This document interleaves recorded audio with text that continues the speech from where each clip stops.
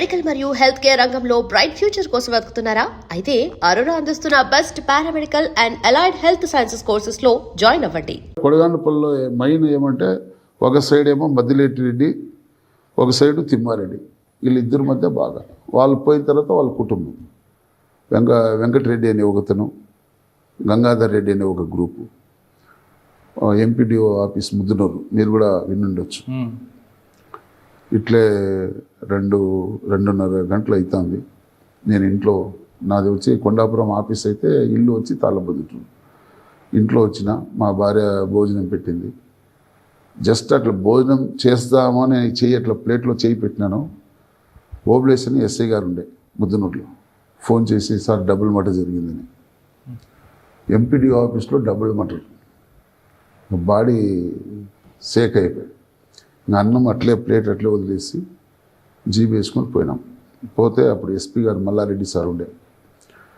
ఒకటి ఏమైందంటే అప్పుడు రామసుబ్బారెడ్డి అని ఒకతను ఫ్యాక్షన్ కొడిగాండ్లపల్లి, వెంకటరెడ్డి అనే అతను మర్డర్ చేయాలని వీళ్ళు టీం అంతా ప్లాన్ వేసుకొని ఒక 15 మంది వరకు ప్లాన్ వేసుకొని తిరిగిన. వాళ్ళు బాంబులు వేయడంతో అతను తెలివివంతుడు జంప్ అయి పరిగెత్తిపోయి ఎంపీడీ ఆఫీస్ లోపల దొరికిపోయాడు. అక్కడ ఆఫీస్ ఎట్లంటే ట్రైన్ బాక్స్ మాదిరిగా ఒక రూమ్ నెక్స్ట్ వాకిలు పోతా ఉంటే ఒక అంకాలమ్మ అని ఒక అటెండర్, పాపం ఆడ మనిషి, ఇతను పడే బాంబు ఇతను జస్ట్ ఒక నిమిషంలో అట్లా ముందుకు పోయి అంకాలమ్మ వెనక అయిపోయింది అటెండరు, ఇతను ముందు వెళ్ళిపోయినాడు. ఆ బాంబు ఆమె వీపు పైన పడింది. ఆ బాంబు వీపు పైన పడితే ఆమె బాడీలో ఉండే పార్ట్స్ అంతా మన జెంటిల్మెన్ సినిమా చూసినావు కదా, అట్లా జెంటిల్మెన్ సినిమాలో ఎట్లా ఖర్చుకున్నాయో అట్లా ఖర్చుకున్నాయి.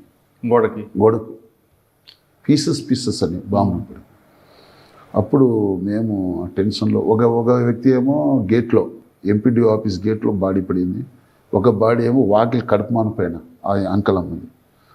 ఆ కేసులో నేను చాలా సఫర్ అయినా కూడా పోలీస్ ఆఫీసరు అపార్థం చేసుకొని, అప్పుడు ఆదినారాయణ రెడ్డి ఎమ్మెల్యే గారు అతనికి నువ్వు ఫేవర్గా ఉన్నావని నా పైన కొన్ని నిందులు కూడా వేసినారు. అయినా కూడా నేను ధైర్యంగా ఎదుర్కొన్నాను. ఇన్వెస్టిగేషన్ కూడా చాలా ఫేర్గా చేసిన. నాకు ఎవడైతే తప్పు చేసిన ఎవరిని వదలలేదు. Even MLA brother Shivanath Reddy ఎమ్మెల్సీగా కూడా చేసినాడు. ఆయన పేరు కూడా 120B కింద ముద్దాయి చేసేసి ఛార్జ్ షీట్ వేసేసి జడ్జి గారిని రిక్వెస్ట్ చేసుకొని నంబర్ తీసుకొని వచ్చేసిన. తర్వాత ఆ కేసు సిఈడికి ఇచ్చినారు నా పైన అనుమానంతో. సిఈడి వాళ్ళు కూడా మొత్తం ఇన్వెస్టిగేషన్ చేసి రామాంజనేయకి చేసిన ఇన్వెస్టిగేషన్ కరెక్ట్ అని చెప్పి వాళ్ళు కూడా సిడి ఫైల్ రిటర్న్ చేసినారు. చేస్తే 2016లో ఆ కేసు ట్రయల్కి వచ్చింది. నేను అప్పుడు బద్వేలు సిఐగా ఉన్నాను. ఆ కేసు ట్రయల్ జరిగేటప్పుడు 6 months దానికి వాయిదా ఇచ్చినారు. ఆ కేసు గ్యారంటీ లైఫ్ పడుతుందని వాళ్ళు కూడా తెలుసు, వాళ్ళ లాయర్ కూడా తెలుసు. అంటే అంత పర్ఫెక్ట్గా ఇన్వెస్టిగేషన్ చేసినాడని మేము కూడా చాలా ప్రిపేర్ అయి ఉన్నాము. నాకు ఒక 3 times వాయిదా ఇచ్చినారు. నేను పోవడం కోర్టుకు, వాళ్ళు ఏదో రాజీ అవుతారంట, పోస్ట్పోన్ చేయడం, అట్లా 3-4 times పోస్ట్పోన్ అయింది. తర్వాత వాళ్ళు 60 lakhs ఇచ్చి కాంప్రమైజ్ అయినారు. 60 లక్షలు ఇచ్చి ఆ కేసు కొట్టేసినారు. నెక్స్ట్ కొరపాడు పెద్దిరెడ్డి అని, అక్కడ లోకల్ గంగాదేవపల్లి కొరపాడని, జస్ట్ నేను ఇట్లే మనం ఇద్దరు ఎట్లా ఆఫీస్లో మాట్లాడుకుంటున్నాం అట్లా మాట్లాడుతున్నాము. జస్ట్ నాకు పెద్దిరెడ్డి ఫోన్ చేసినాడు. చేసి సార్ నేను ఈ విధంగా గంగాదేవపల్లి పొలం ఫీల్డ్ తోట దగ్గర పోతున్నాను, నేను అది క్రషర్ మిషన్ ఉంది, క్రషర్ మిషన్ దగ్గర పోతున్నాను, మీరు ఆఫీస్లో ఉంటే నేను వస్తాను సార్ అన్నాడు. సరే ఉన్న పెద్దిరెడ్డి రా అని చెప్పిన. అది నాతోనే లాస్ట్ కాల్ అతను మాట్లాడడం. ఆ క్రషర్ మిషన్ చూసుకొని తర్వాత ఆయన రిటర్న్ వచ్చినాడు. రిటర్న్ వస్తానే వేటకోడలతో బాంబులతో వేసి మర్డర్ చేసేసిన. పొలం మొత్తం ఈ సీనకాయ తోటల మధ్యలోనే మర్డర్ అని నాకు ఫోన్ వచ్చింది.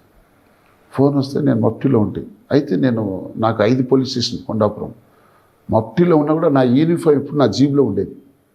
వెంటనే నేను పరిగెత్తిపోయి తోటలోనే యూనిఫామ్ వేసుకొని, చవాన్ ఎస్పీ గారు ఆయన షేక్ అయిపోయినాడు.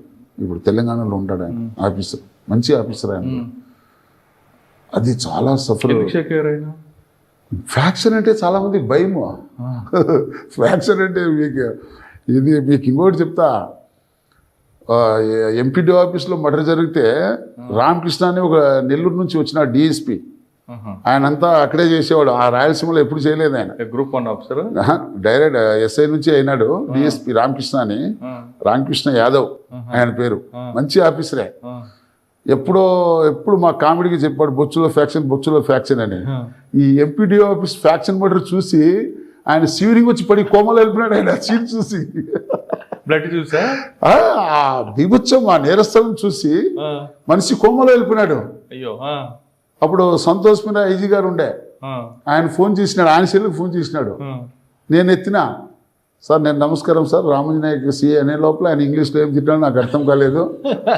అర్థం కాక ఫోన్ వచ్చి డిఎస్పీ కదా, నాకు కదా రాలేదు, డిఎస్పీకి వచ్చింది కాబట్టి ఆయనకు ఆ మాట చెప్తే నవ్వినాడు. మళ్ళీ అప్పుడు చెప్పిన నేను, ఆయన కొంచెం బయట పడినప్పుడు, సార్ మీరే అంటారు కదా ఫ్యాక్షన్, బొచ్చులో ఫ్యాక్షన్ ఉంటుంది చూసిరా ఫ్యాక్షన్ ఏంటి, రే నాయన నీకు నమస్కారం రా, నీ ఏరియాకు ఒక నమస్కారం అని అన్నాడు ఆయన, రామకృష్ణ యాదవ్ డిఎస్పీ.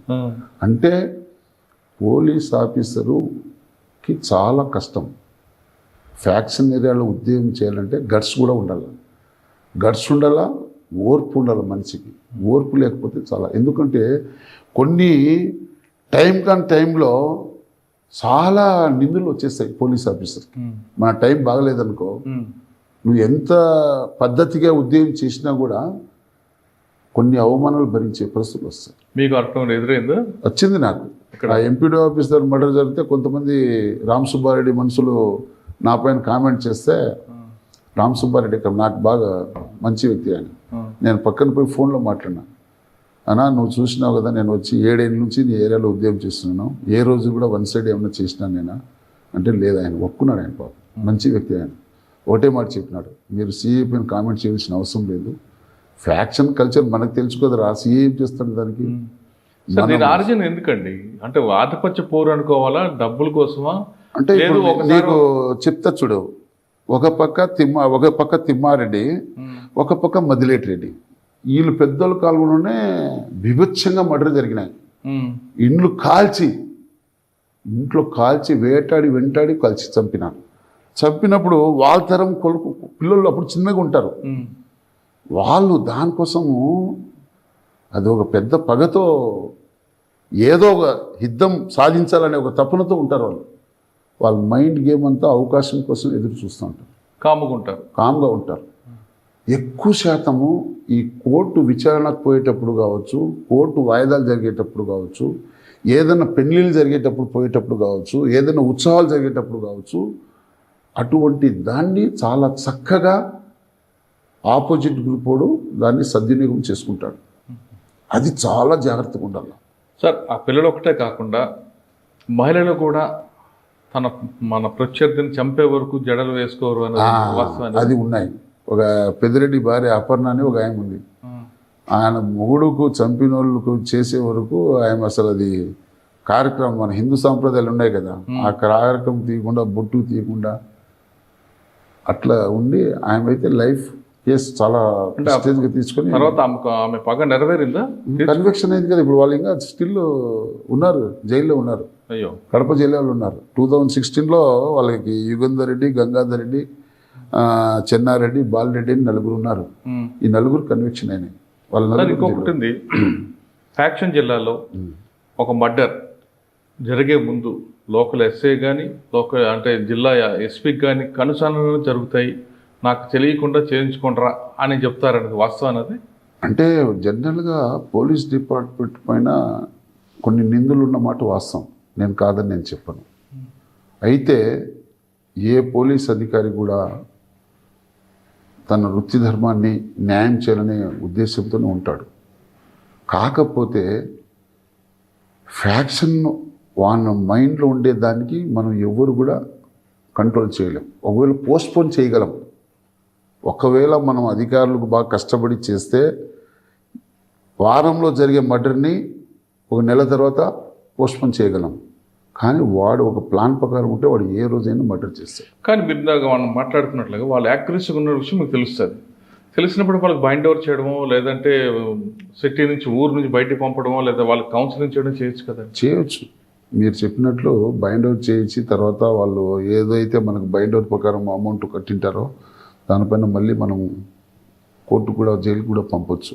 కానీ అది చేసినా జరుగుతుంటాయా? చేసినా కూడా వాళ్ళు ఫిక్స్ అయింటారు.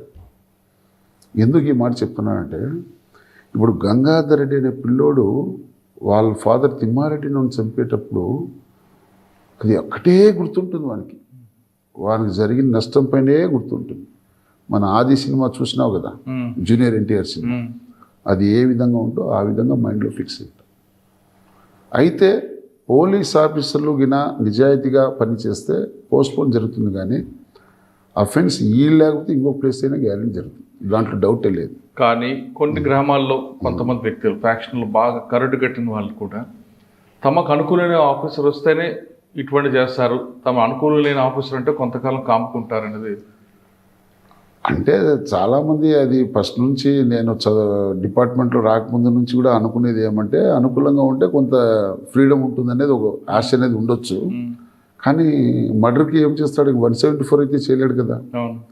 మర్డర్ కేసే కట్టాలి కదా, జైలుకి అయితే పంపాలి కదా ముద్దాయికి.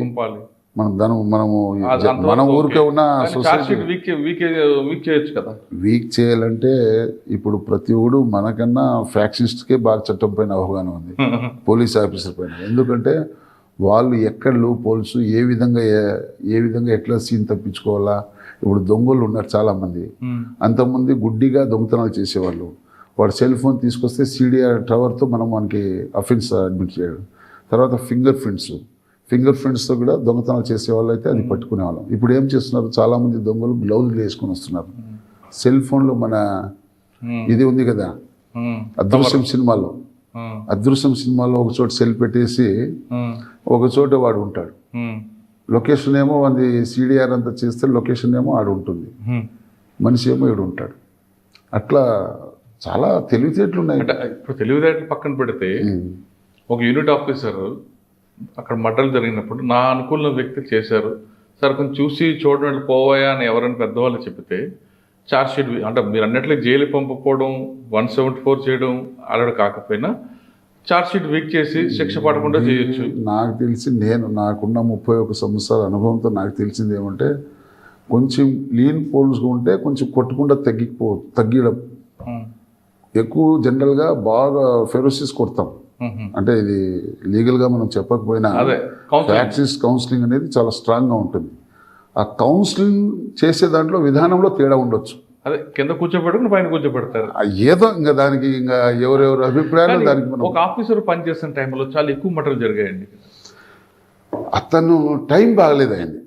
అవునా? నిజం నేను చెప్తున్నా. ఈ మాట ఎందుకు చెప్తున్నా అంటే, మల్లారెడ్డి సార్ మంచి ఆఫీసర్ ఆయన. నేను కూడా ఆయనతో చేసినప్పుడు, ఆయన ఉన్నప్పుడే ఎంపీడీ ఆఫీస్లో మర్డర్ జరిగింది. అయితే అది ఎవరు తెలియదు, అది ఆ విధంగా స్కెచ్ చేస్తారనేది అసలు. అది ఎంపీడీ ఆఫీస్ అంటే జనాలంతా ఉంటారనే కదా అందరూ. పబ్లిక్ ఉండే చోట నీకు సెక్యూరిటీ లేదంటే మనం ఎంత ఫ్యాక్షన్కి ఎంత ఫెరోస్ తీసుకుంటాం. ఆయన టైం బాగా జరిగాయి. ఆయన టైం బాగా నిజంగా టైం బాగా